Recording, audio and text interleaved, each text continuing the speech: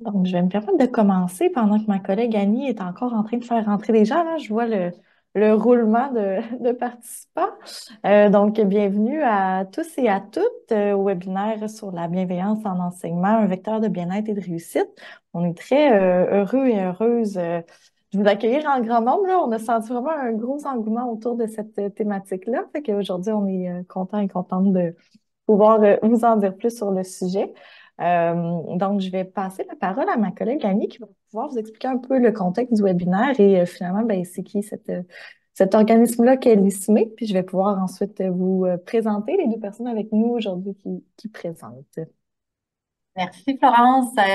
Bonjour à tous et à toutes. Je vous prends quelques minutes là, très rapides pour ensuite laisser la parole à nos invités.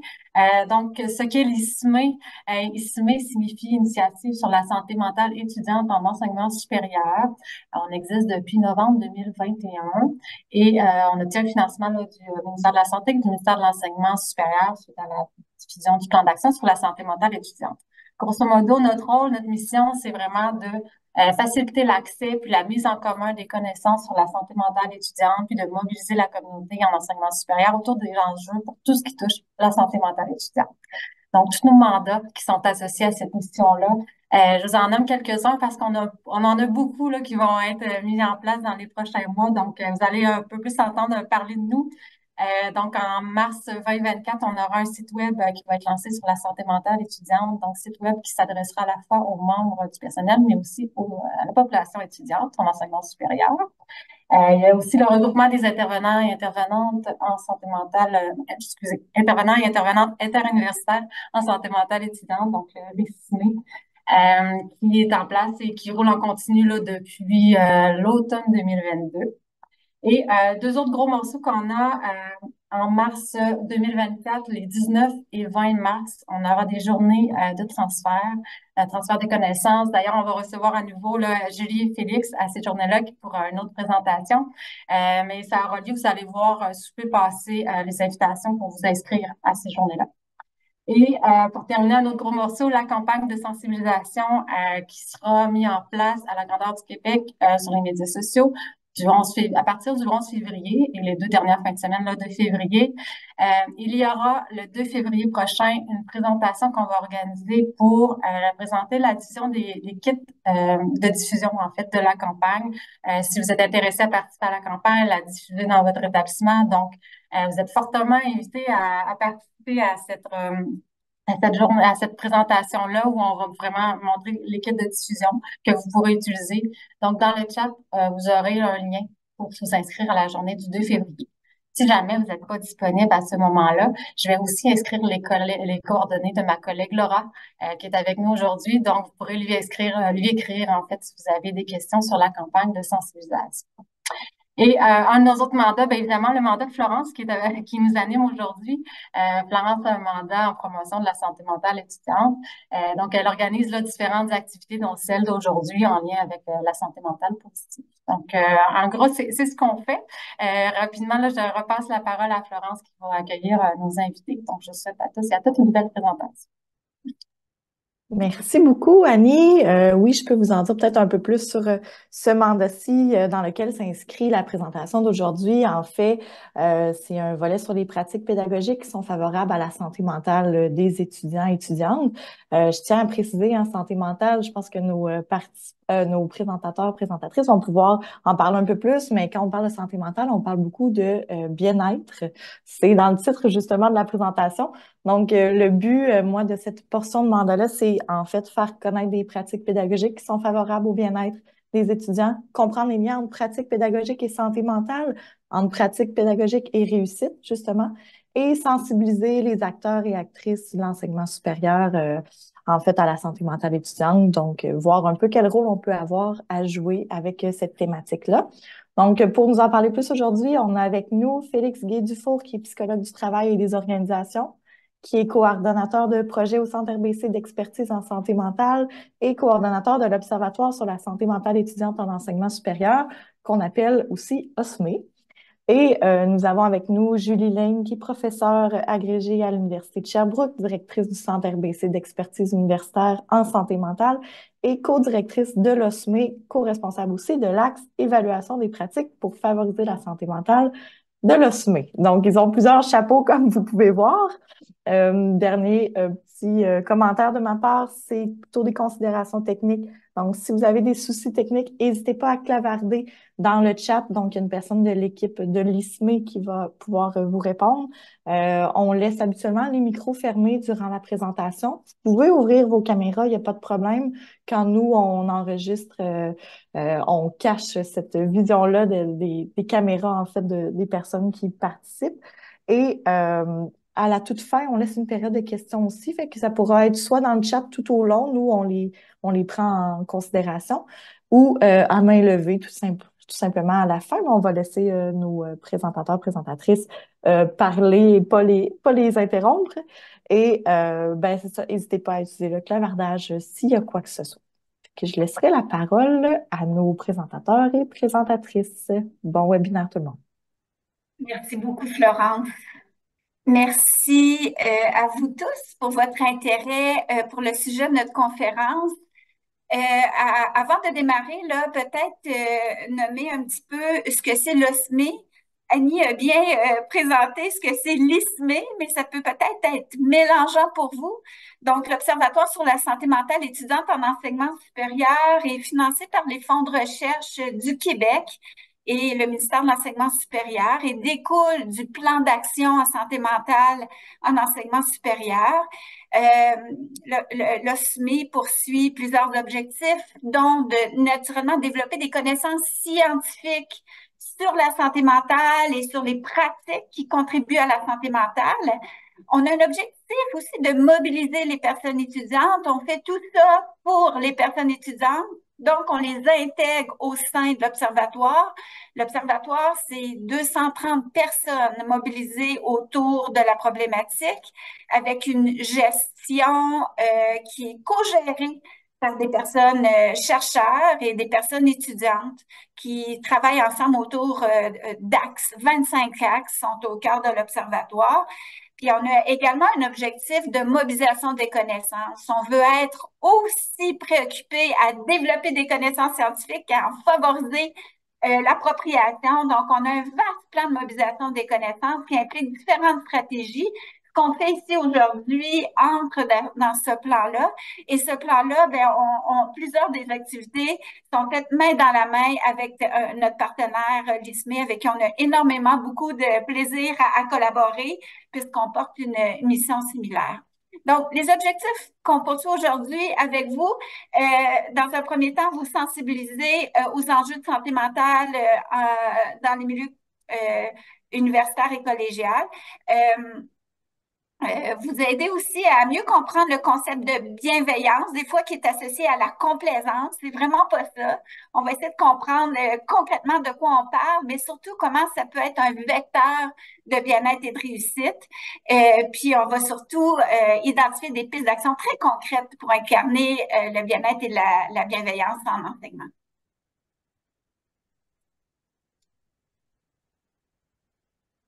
Donc, très rapidement, parce que je devine que vous êtes bien sensibilisés à tous ces enjeux-là. Donc, si on regarde du côté du milieu collégial, on vous a placé certaines statistiques qui nous ont ébranlés puis qui sont un moteur au quotidien pour se préoccuper de la santé mentale des personnes étudiantes. Donc, en 2017, déjà, là, 35% des personnes étudiantes collégiales avaient déclaré être confrontées à un niveau d'anxiété très élevé. 17% des personnes étudiantes, encore une fois au collégial, avaient déclaré signaler énormément de détresse psychologique. En 2022, plus récemment, 34% ont présenté des manifestations compatibles avec un trouble dépressif. Et les données pandémiques nous amènent à constater que chez les personnes étudiantes, on a presque doublé le taux de détresse psychologique et chez les personnes étudiants, chez les étudiants, on a doublé, on a triplé ces enjeux-là. Du côté maintenant au niveau universitaire, donc la prévalence de la détresse psychologique est beaucoup plus élevée chez les personnes étudiantes que chez la population du même âge. C'est très préoccupant. On a 24% des personnes étudiantes de doctorat qui auraient des symptômes dépressifs cliniquement significatifs, là, selon une étude réalisée en 2021. Il y a vraiment une préoccupation à avoir pour ces étudiants-là au cycle supérieur. Puis dans une étude américaine, environ 34% des personnes étudiantes mentionnaient que l'anxiété avait un impact direct sur leur performance scolaire. Donc, on voit bien ici, puis on aurait pu faire un atelier complet sur ces enjeux-là, mais le but était vraiment de démontrer là, l'ampleur de la problématique. Tous ces enjeux-là s'expliquent par différents facteurs, dont certains sont directement liés aux caractéristiques individuelles des personnes, d'autres sont liés au milieu de vie, d'autres au contexte plus global. Le but ici, c'est pas de présenter tous ces facteurs-là qui sont dans ce schéma, mais de sensibiliser au fait que le milieu de vie est un facteur important. Donc, les milieux éducatifs, l'environnement éducatif, la culture de nos établissements vient directement affecter la santé mentale, puis on doit s'en préoccuper. Trop souvent, dans les établissements d'enseignement supérieur, il y a une belle volonté de se préoccuper de la santé mentale étudiante, mais en allant davantage outiller les personnes étudiantes à mieux composer avec leurs enjeux, à mieux composer avec l'anxiété, alors qu'on agit peu sur la culture. Donc, on essaie, nous, par cette conférence-là et plein d'autres activités qu'on met en place, de venir agir sur cette culture-là. Donc, parlons un petit peu de cette culture-là. Comme vous le savez, dans nos milieux, dans les collèges, particulièrement aussi dans les universités, il y a vraiment une forte culture de performance. Donc, elle est caractérisée par des exigences très élevées, une quête d'excellence, qui génère de magnifiques réalisations, mais on va le voir, génère aussi des enjeux de santé mentale par cet accent sur la compétitivité, la comparaison entre les personnes étudiantes. Il y a dans cette culture-là aussi le fait qu'on normalise la surcharge de travail.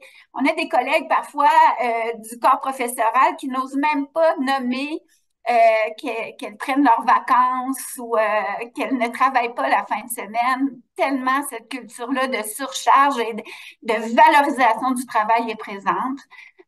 C'est une culture qui est caractérisée aussi par une vitesse dont certains auteurs parlent de le culture of speed. Là, il y a vraiment certains écrits sur ce sujet-là en milieu universitaire, des gens qui dénoncent cette culture-là, qui nous éloignent beaucoup de ce dont on doit faire, qui nous éloignent beaucoup aussi d'être connectés à soi et aux autres autour de nous pour bien faire notre travail.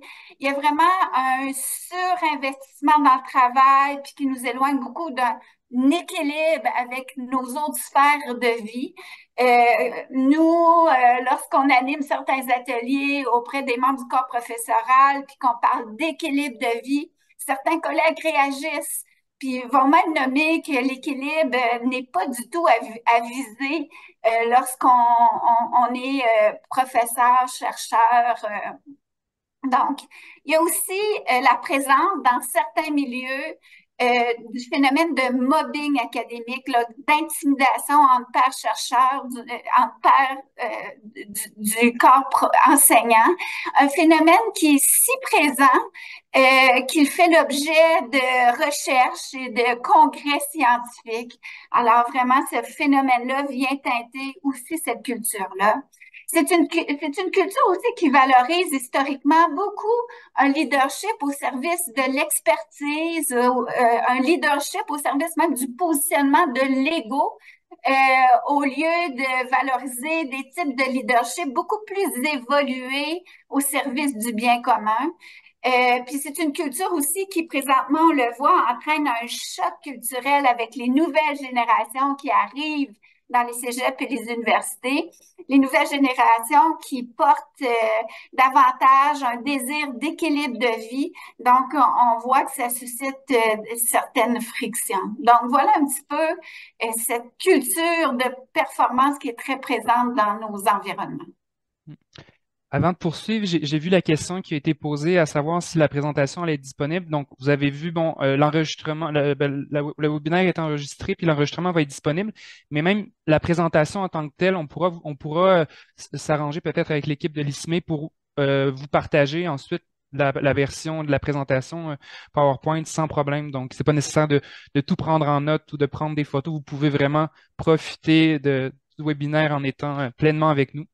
Donc, ça nous amène finalement justement à voir un peu l'importance de se pencher sur une culture qui favorise davantage la bienveillance.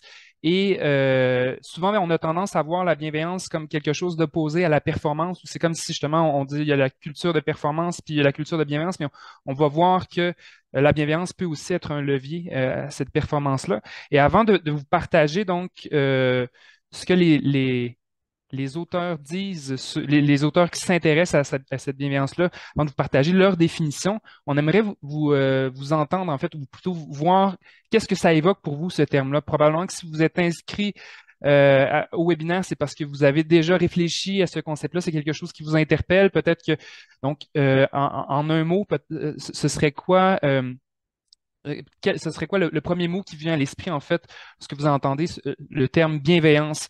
Donc, je vous invite peut-être à aller sur la WooClap, soit sur votre téléphone ou sur votre ordinateur, puis à entrer le code, donc IDZJTI. Et ensuite, ben, vous allez pouvoir répondre à la question. Donc, on voit déjà des personnes qui ont pu répondre. Donc, on voit équité. On va vous laisser un petit moment pour le faire, équité, respect, gentillesse.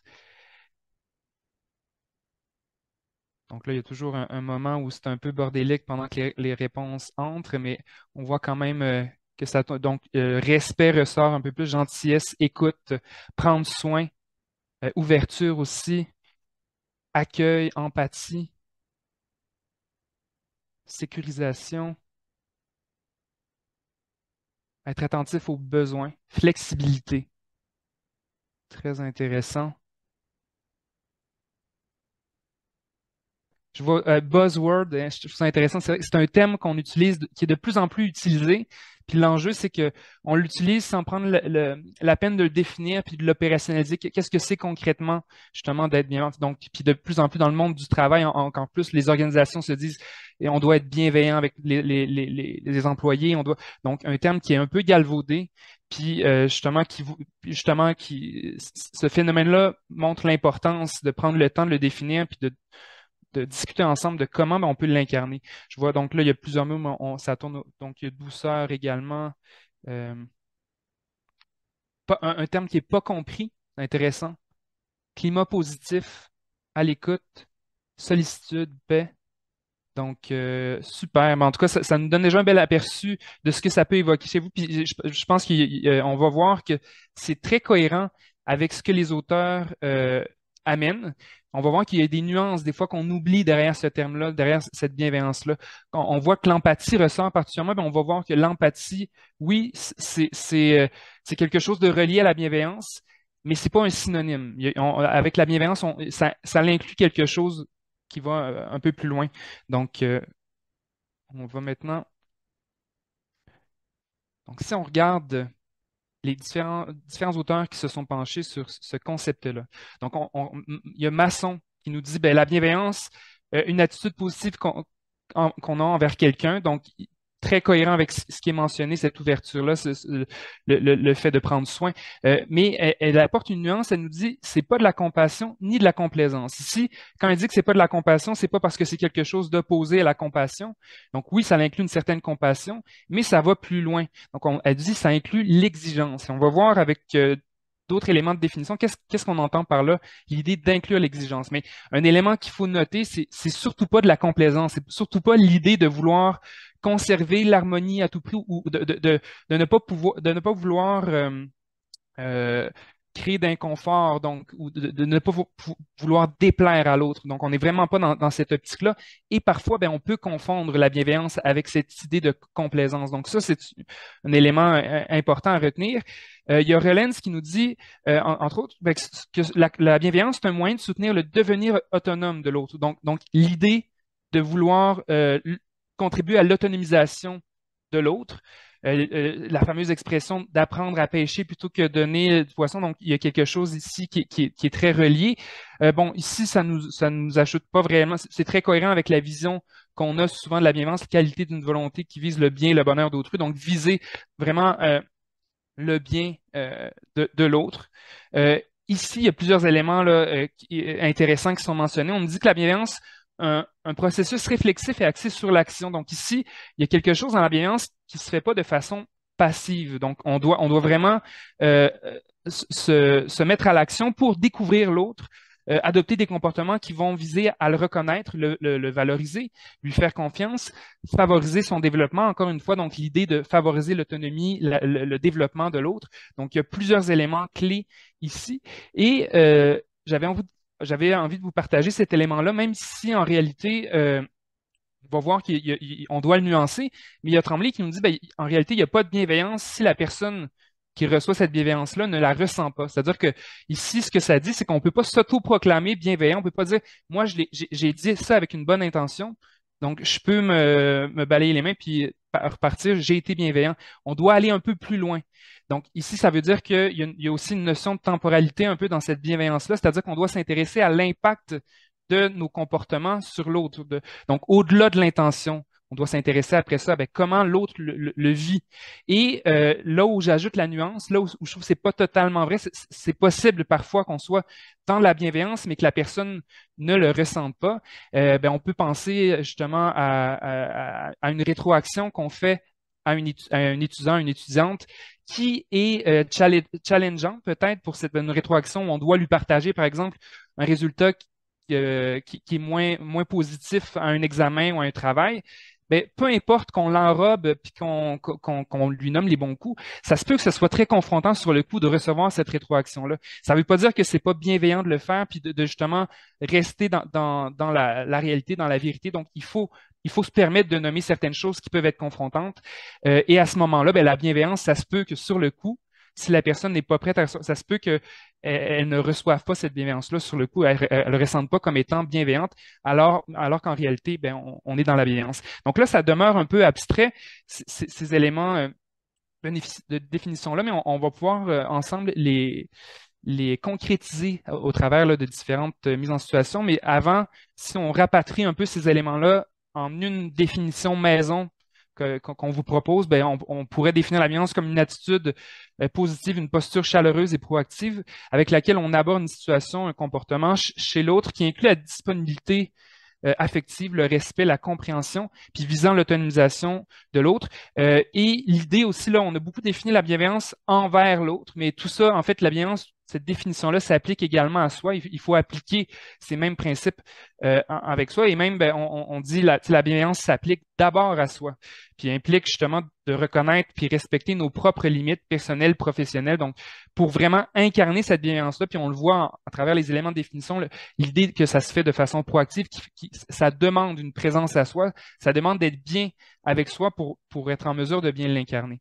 Donc, je me permets maintenant donc de concrétiser un peu le tout. Donc, ayons en tête deux profils de personnes étudiantes donc, qui pourraient se retrouver dans nos classes. Donc, Justine, 19 ans, on s'imagine. Donc, Justine a toujours eu beaucoup de facilité dans ses études, n'est pas habituée à être confrontée à ces difficultés. C'est comme si pour l'instant, ses études ont été un long fleuve tranquille dans lequel elle réussit quand même assez facilement. C'est une étudiante athlète qui a l'habitude de performer dans tout ce qu'elle entreprend. D'un autre côté, on a aussi Ahmed, 23 ans, étudiant international, récemment arrivé au Québec, lui qui est plutôt timide, anxieux, puis il se met beaucoup de pression pour performer, pour s'assurer d'avoir accès à ses bourses d'études. Donc, lui, ce qui fait en sorte qu'il peut rester aux études, ben, c'est relié aussi à sa réussite. Donc, beaucoup de pression. Puis il vit également beaucoup de pression de la part de sa famille, pour réussir. Donc, ayons en tête, puis vous pouvez évidemment avoir en tête là, pour les prochaines mises en situation des profils de vos propres personnes étudiantes, mais ça va nous permettre vraiment d'illustrer plus concrètement comment s'applique cette bienveillance-là, comment on peut l'interpréter. Donc, première mise en situation. On imagine une professeure de chimie qui accueille ces personnes étudiantes, dont Justine et Ahmed là, font partie de la classe, puis lors du premier cours de la session, en leur disant ceci afin de stimuler leur motivation et leur engagement envers le cours. Donc, regardez autour de vous et dites-vous que dans mon cours, c'est une personne sur deux qui échoue le premier examen, donc la moitié du groupe. Maintenant, demandez-vous de quelle moitié avez-vous envie de faire partie. Donc ici, c'est une pratique qu'on a pu observer. C'est une pratique, c'est pas fictif. Là, on voit que, puis j'aurais envie de vous poser comme première question. Puis là, je vous invite vraiment à répondre dans le chat, ou même si jamais j'ose, je sais qu'on est plusieurs, mais j'ose même si jamais il y en a qui veulent partager de vive voix certaines réponses, vous pouvez peut-être lever la main, puis on pourra vous donner la parole. Et donc, la première question, selon vous, puis en fonction de la définition, des éléments de définition qu'on vient de nommer, est-ce que c'est une pratique bienveillante? Pourquoi? Donc, je vois déjà des réponses. Donc, je ne trouve pas cette affirmation bienveillante. Non, aucune attitude positive, non. Donc, je laisse un petit moment peut-être pour d'autres réponses, mais là, jusqu'à maintenant, on me dit non. Puis on m'explique quand même en lien avec le fait qu'il n'y a pas cette présence d'une sorte d'attitude positive. J'ai peur de la pression qu'elle amène. Donc ça, c'est intéressant. Non, aucunement, on met beaucoup de pression.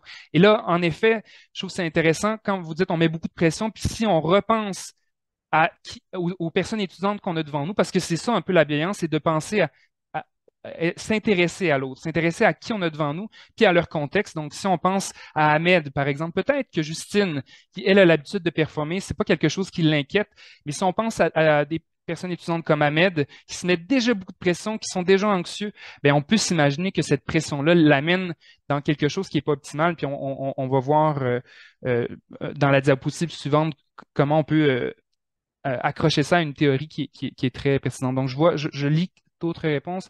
On dit la professeure tente d'aller chercher côté compétitif et d'engagement, mais elle ne connaît pas les gens de la classe. Donc, l'idée de ne pas connaître les gens de la classe. Donc, intéressant. Maintenant, j'ai envie de vous dire, puis ici, cette question-là, elle est importante aussi dans l'idée d'incarner cette bienveillance-là. Donc, quelle est l'intention derrière cette intervention? Puis là, moi je vous dis, en lien, lorsqu'on analyse une situation, puis là, on le fait de façon un peu théorique, mais dans la vie aussi, moi, je pars toujours avec l'a priori que l'intention, elle est bonne. Puis partons, puis si on veut vraiment être en mesure d'incarner cette bienveillance-là, de créer un climat, une culture de bienveillance, bien, il faut se fier sur le fait que les gens, de façon très générale, ils sont mus par de bonnes intentions. Donc, l'intention derrière ce comportement-là, cette intervention-là, bien, on peut prendre pour acquis qu'elle est bonne. Donc, l'idée, comme vous le dites, motiver l'engagement des étudiants. On veut s'assurer que les étudiants soient conscients aussi que c'est un examen, un cours qui est difficile. Donc, on veut, à cet effet-là, ben, il y a quand même quelque chose qui se rapproche de la bienveillance dans l'intention. Maintenant, il y a peut-être une maladresse dans la façon de véhiculer le message. Puis c'est là que j'aurais envie de vous questionner, ben, comment on pourrait avoir, avec cette même bonne intention-là, qui est très noble, comment on pourrait l'incarner de façon un peu plus bienveillante. Donc, je vous lance la question.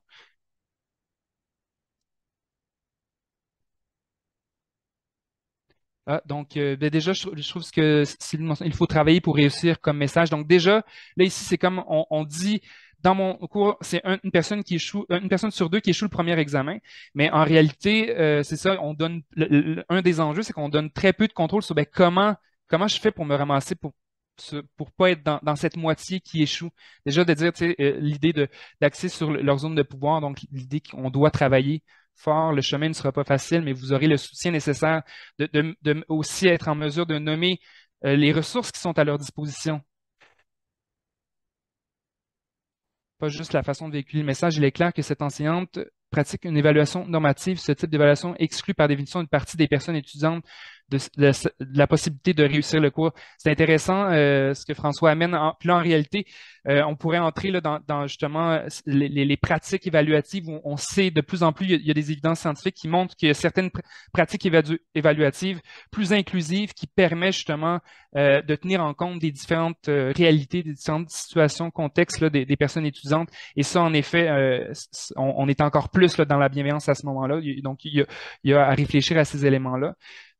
Mais sinon, je trouve qu'il y a plusieurs éléments que vous nommez. Donc, c'est un cours qui présente des défis importants, des efforts réels soutenus sont nécessaires. Donc, de les amener, encore une fois, là, vraiment sur leur zone de contrôle, leur zone de pouvoir, c'est en effet la clé. Ici, je trouve qu'un lien qui est à faire, en fait, dans ce contexte-là, vous avez probablement plusieurs personnes parmi vous ont déjà vu cette fameuse courbe du stress inversé là, où on voit la relation entre le stress et le niveau de performance. Mais ça, c'est un élément qu'on doit rattacher à notre définition un peu de la bienveillance, c'est-à-dire que si on veut vraiment être dans la bienveillance, on doit prendre en considération que justement, si ce qu'on dit ou notre intervention, notre pratique amène les personnes étudiantes dans un niveau de stress qui est trop élevé, ben, ça va nuire à leur performance. Alors, cette intention-là de les motiver, de les amener à justement à s'activer pour faire le travail nécessaire, étudier suffisamment, ben, on va passer à côté de notre cible. Donc, il faut viser, je pense, ce niveau de stress optimal-là. Et si on pense à l'intervention de dire, dans mon cours, c'est un étudiant sur deux qui échoue, ben, pour plusieurs personnes étudiantes, ça risque de les amener, comme Ahmed, par exemple, dans trop de stress. Pour certains, peut-être, puis là, on peut penser quand même qu'il y a certaines personnes étudiantes que eux ont besoin d'être motivés, mais c'est ça, il faut trouver une façon de les motiver sans que ça l'amène d'autres dans un niveau de stress qui est trop élevé. Et donc, d'avoir en tête cette fameuse courbe inversée du stress est un élément pertinent lorsqu'on veut s'assurer de demeurer dans la bienveillance et en effet de l'avoir en amont dans comment on construit notre cours, dans les pratiques d'évaluation. Donc, il y a ces éléments-là qui doivent être pris en considération également. Donc, je nous amène rapidement vers une autre mise en situation. Donc, un professeur de littérature reçoit Ahmed à son bureau. Ce dernier lui confie vivre énormément d'anxiété face à la présentation orale qu'il doit effectuer pour l'évaluation de mi-session du cours. Il lui partage même vivre des difficultés à s'endormir la nuit en pensant à l'exposé oral. Sensible au contexte particulier d'Ahmed en tant qu'étudiant international ainsi qu'à la détresse qu'il vit, le professeur décide d'offrir l'opportunité à Ahmed de réaliser un travail écrit à la place. Donc ici, j'aurais envie je vais vous poser les mêmes questions. Est-ce que c'est une pratique bienveillante à ce moment-là? Puis simplement dire, j'ai relu par la bande d'autres réponses là, par rapport à la mise en situation tout à l'heure, puis c'est très, très pertinent. Vraiment, je n'ai pas le temps de toutes les lire à voix haute, mais j'abonde dans le même sens que vous. Donc ici, pas tout à fait. Il me semble qu'à moyen terme, non. Il y en a qui disent oui, pratique bienveillante. À mon sens, pas tant. Donc là, en effet, on a besoin d'éléments peut-être de contexte pour peut-être juger est-ce que c'est réellement une pratique bienveillante. Ici, j'ajoute l'élément peut-être que en lien avec les objectifs, les compétences qui sont visées dans le cours, parce que ça, c'est un élément important, ben, l'idée de justement d'avoir de s'exprimer oralement fait partie des compétences. Fait qu'à partir du moment où on est dans des objectifs qui sont visés par le cours, là, peut-être que ça permet justement de nuancer, de mieux situer est-ce qu'on est vraiment dans la bienveillance. Donc, il y en a qui disent oui, et je comprends les personnes qui disent oui dans une optique où on dit d'imposer justement une modalité d'évaluation, donc orale, quand c'est pas exactement ça qu'on va évaluer, puis l'idée d'avoir des modalités d'évaluation qui sont plus inclusives, tout ça est vrai, mais en même temps, en lien avec les compétences qui sont visées par le cours, si on veut pas être dans justement la complaisance ou être justement amener, en fait, nuire au développement d'Ahmed, ben, il faut l'amener quand même progressivement à travailler en fonction des compétences du cours. Donc, ici, en réalité, c'est ça, la pratique ne serait pas tout à fait bienveillante. On serait un peu plus dans la complaisance, mais encore une fois, l'idée de voir derrière cette pratique-là, puis là, c'est peut-être plus facile de le voir que tout à l'heure, l'intention derrière cette intervention, elle est bonne. Puis on est toujours, comme je dis, on doit prendre, on est toujours mieux de penser, de prendre pour acquis que l'intention, elle est bonne. Maintenant, ben justement, l'intention, je pense que là, déjà, j'ai nommé plusieurs éléments, mais c'est quoi l'intention derrière cette intervention? Ben, on veut pas amener Ahmed à vivre un stress trop élevé. On voit à quel point il vit de l'anxiété face à cette présentation-là. Puis, mon Dieu, on veut l'aider, on veut l'amener. Donc, c'est normal après ça qu'on veuille rapidement trouver une solution pour l'amener à diminuer son niveau d'anxiété. Mais on va voir qu'il y a un enjeu à ce moment-là. Donc, on n'amène pas Ahmed à se développer en lien avec cette compétence-là. Et j'aurais envie donc de vous demander comment incarner cette intention de façon plus bienveillante. Donc, comment on pourrait prendre soin de l'anxiété d'Ahmed tout en ne nuisant pas à son développement. Puis là, je vois aussi dans les réponses, il y en a qui disent oui, c'est bienveillant pour lui, mais peut-être pas équitable. Donc, je pense que les autres doivent être. Mais en réalité, c'est ça. Même pour Ahmed, j'insiste, on n'est pas tout à fait bienveillant, puis on va voir pourquoi. Donc, je vois. Là, je suis comme en retard dans les commentaires, il faut que je déroule le fil. Demandez à Ahmed ce qui pourrait l'aider. Donc, lui proposer, lui proposer une rencontre pour l'aider à se préparer. Donc, déjà, j'aime vraiment les premières réponses. Déjà, on prend pas, il faut pas prendre pour acquis justement que Ahmed n'est pas capable. Tu sais, la première chose, puis l'idée d'ouvrir la discussion avec Ahmed. Puis on sait qu'en tant que personne enseignante, des fois, le temps nous manque. Mais des fois, de prendre ce temps-là au départ, ça permet d'en sauver plus loin. Mais donc, d'inclure Ahmed dans la discussion, puis dans les enjeux aussi. Après ça, justement, si on l'amène à pas faire son exposé oral, ben, il faut qu'il sache que ça risque de le nuire. Donc, travailler avec lui pour trouver des solutions alternatives au début avec le but ultime d'une présentation devant la classe. Donc, vraiment très intéressant. Donc, réfléchir avec lui, l'inclure dans les décisions, revoir les grandes lignes de l'évaluation avec lui pour qu'il réalise, qu'il maîtrise la matière, lui proposer des trucs. Donc, puis là, c'est ça, donc, on dit Ahmed est désavantagé par ses caractéristiques personnelles d'anxiété. Le professeur tente d'être équitable et inclusif, une gradation écrit orale en sous-groupe pour tranquillement atteindre les objectifs. Donc, l'idée d'avoir une approche progressive lorsque c'est possible. Des fois, ça se peut qu'on enseigne un cours, puis il y a une évaluation où on a peu de temps avec la personne étudiante. Donc, l'idée d'y aller progressivement jusqu'à l'atteinte des objectifs est moins facilement actualisable. Mais ici, il y a quelque chose de clé de l'amener progressivement justement à s'exposer. Donc, je vous partage, puis en lien avec cette réflexion-là, ben, il faut comprendre aussi le fonctionnement de l'anxiété. Donc, petite rubrique très rapide sur l'anxiété, et on aurait pu passer beaucoup de temps là, à expliquer, mais un élément qui est central dans l'anxiété, c'est l'évitement. Lorsqu'on vit de l'anxiété, donc face à quelque chose qui justement va générer l'anxiété, dans ce cas-ci, l'idée de parler devant un groupe, ben, on va vouloir éviter ces situations-là. Puis c'est ce qui amène veut faire, puis donc demande au professeur de ne pas faire cette présentation orale-là. Puis à ce moment-là, ben, si comme professeur, on accepte, on propose à Ahmed justement de ne pas faire la présentation orale, ben, ce qui va se passer, c'est que sur le coup, ben, il va être, oui, très soulagé, l'anxiété va diminuer. Mais le problème, c'est qu'on l'amène à éviter. Puis la prochaine fois, parce qu'il va y avoir une prochaine fois, il va avoir à parler devant un groupe, surtout en lien avec le cheminement d'études qu'il fait, où on voit que les compétences ciblées ben, demandent qu'il développe cette compétence-là de parler devant un groupe. Donc, à ce moment-là, la prochaine fois, puis c'est ce que le schéma ici nous indique, la prochaine fois, le niveau d'anxiété lorsqu'on évite, va être encore plus élevé lorsqu'il va être exposé à ça. Et ainsi de suite. Donc, de plus en plus, il va être forcé à éviter. Et l'enjeu avec l'anxiété, c'est que l'évitement est hyper efficace. C'est ce que nous montre un peu le schéma. C'est-à-dire qu'à partir du moment où on évite, où justement on enlève l'objet de l'anxiété, donc ici, la situation d'exposé oral, ben, le niveau d'anxiété diminue automatiquement. Puis c'est ce qui nous pousse à éviter. Puis le problème ici, c'est qu'on est complice d'évitement en amenant Ahmed à ne pas faire l'exposé oral. Et donc, ce que ça va faire, c'est que ça va diminuer sa zone de confort. Donc, Ahmed, donc on pourrait prendre pour qui on a toute une zone de confort qui est différente les uns des autres. Puis Ahmed, ben, sa zone de confort, peut-être qu'à la base, elle est déjà pas très grande, mais plus il va éviter, plus ça va diminuer sa zone de confort et agrandir sa zone de peur. Donc, on dit de l'évitement que c'est le meilleur ami de l'anxiété. Donc, c'est pour ça qu'il faut éviter d'éviter, puis éviter d'amener les personnes étudiantes à éviter.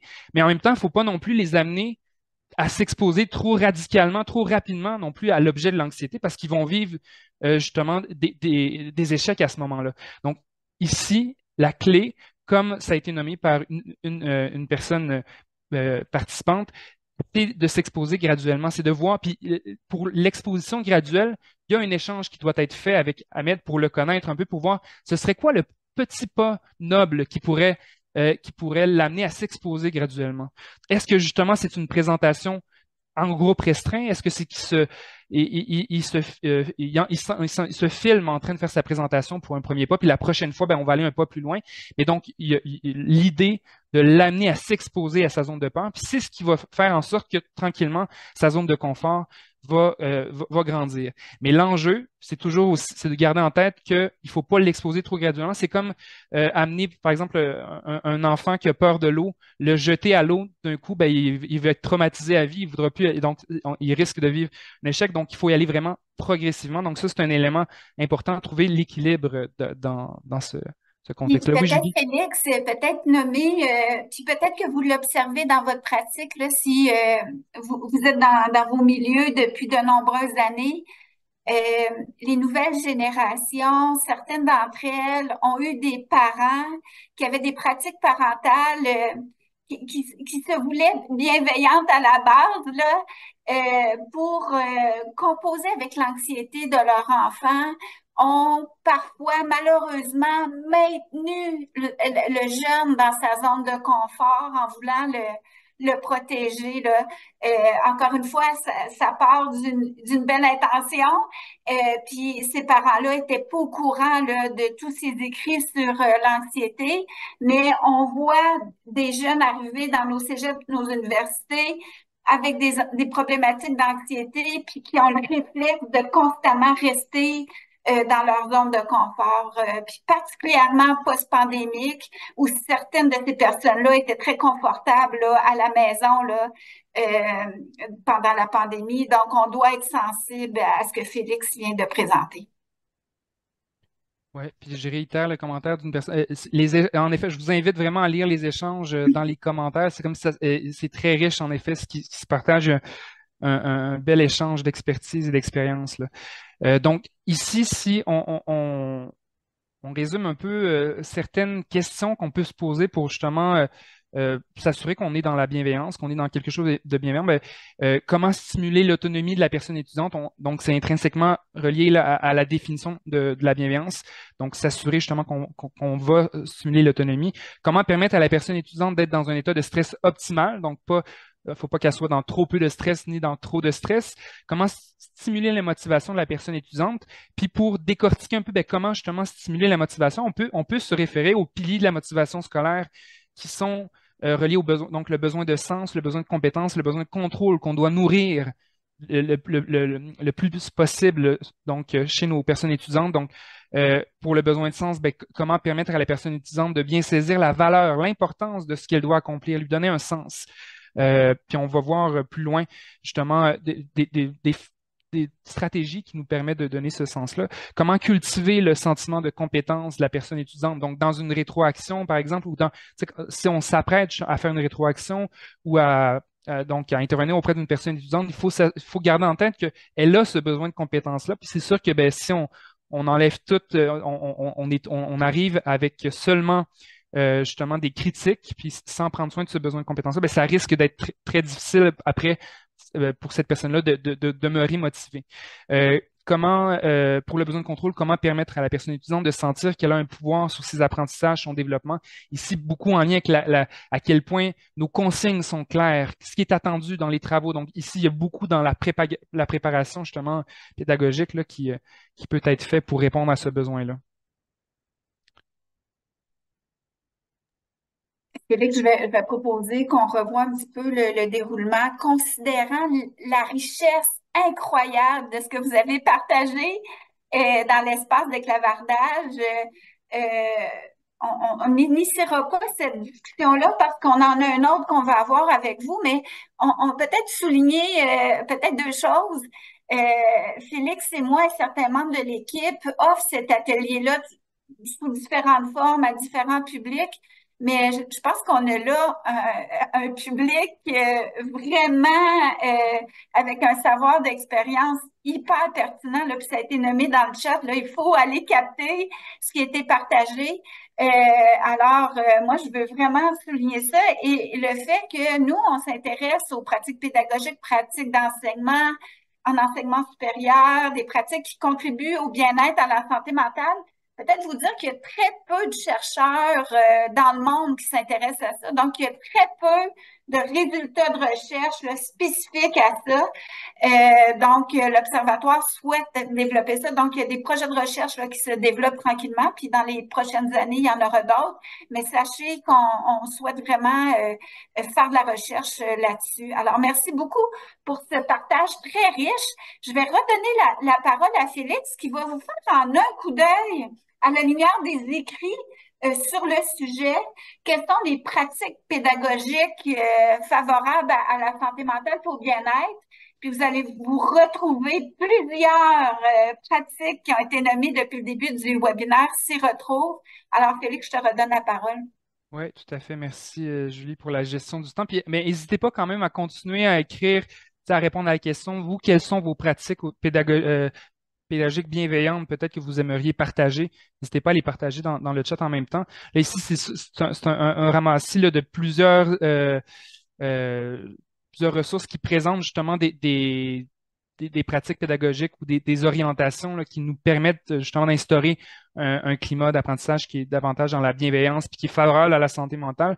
Donc, pour viser viser la création des conditions suivantes. Donc, créer des opportunités d'interaction sociale. Puis là, on sait qu'avec ce qu'on a vécu pendant la pandémie, c'est de plus en plus difficile d'amener nos personnes étudiantes à interagir en classe et souvent de créer des opportunités d'interaction. C'est difficile au départ de briser la glace, mais il faut persévérer. Donc, il faut créer des opportunités. Puis des fois, on peut voir comme le travail d'équipe comme étant, on sait qu'il y a plusieurs personnes étudiantes qui n'aiment pas ça, mais au moins dans nos stratégies pédagogiques, amener à créer des interactions, créer un climat de stage de classe qui est interactif.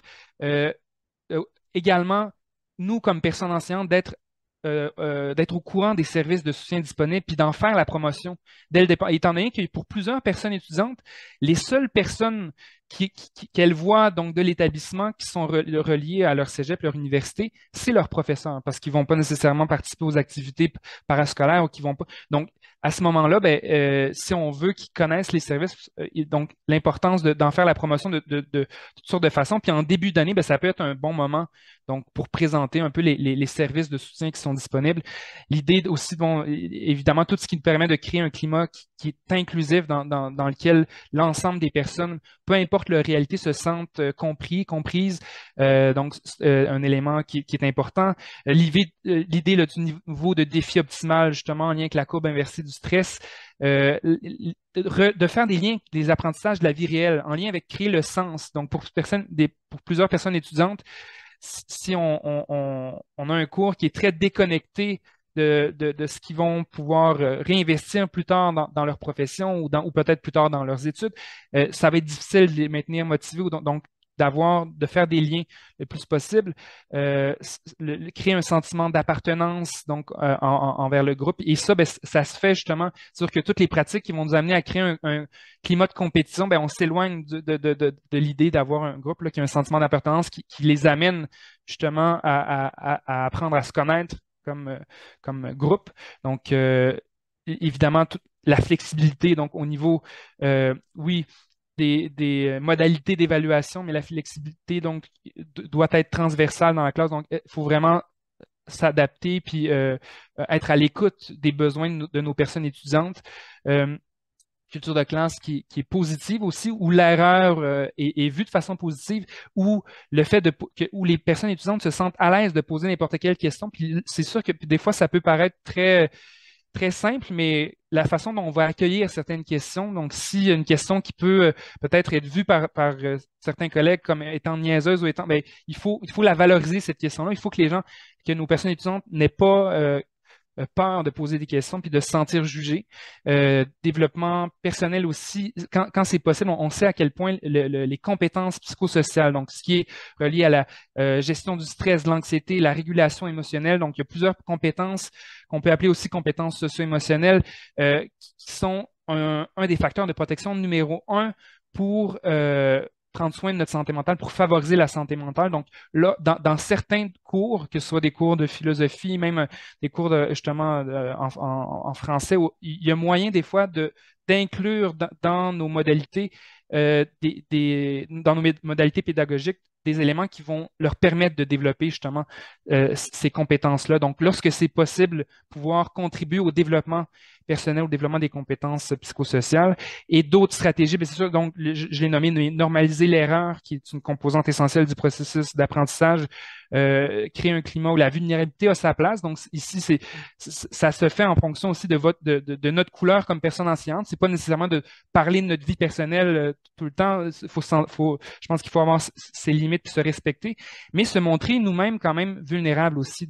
C'est normal que des fois, on arrive, on est moins organisé, donc arrêtons de se mettre de la pression d'être parfait aussi en classe. Donc, ça, ça nous permet d'être un bon modèle de rôle et de créer justement un climat, une culture qui est davantage bienveillante.